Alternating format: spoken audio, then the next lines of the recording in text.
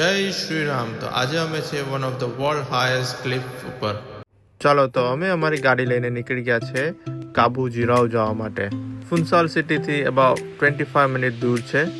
ગાડી પાર્ક થઈ ગઈ છે આ સુંદર જગ્યાએ. થી અમે લોકો વોક કરી કાબુ જીરાવ 5 મિનિટમાં પહોંચી ગયા. અંદર જવા માટે 3 યુરોની ટિકિટ હતી એડલ્ટ માટે એન્ડ કિડ્સ અંડર 12 ફ્રી હતી. તો આ છે સ્કાય વોકવે જે 580 મીટર અબવ સી લેવલ બનેલું છે, એટલે એને કહેવામાં આવે છે one of the highest cliff in the world. મિસુ મને ના પાડતી કે મને વોક કરવા નથી આવતું, તો મેં એનો હાથ પકડી એને કોન્ફિડન્સ આપ્યું એન્ડ મારી સાથે વોક કરાવ્યું સ્કાય વોકવે ઉપર.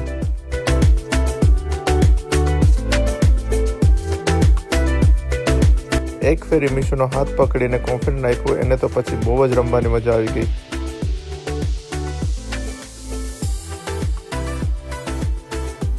કાબુ જીરાવમાં અમે about half an hour spend કરી. લોટ્સ ઓફ વિડીયો ઉતાર્યા, પિક્ચર્સ પાડ્યા, ટાઈમ લેપ્સ કર્યા એન્ડ હવે અમે નીકળીએ છીએ નેક્સ્ટ સ્ટોપ માટે.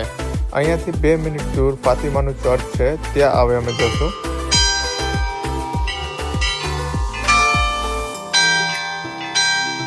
અચાનક ચર્ચની બેલ્સ વાગવા માંડી તો મિશુ ડરી ગઈ. ત્યાર પછી ત્યાં કોઈ માણસ કોઈ દેખાણા નહીં, બહુ ડરાવની જગ્યા લાગવા માંડી.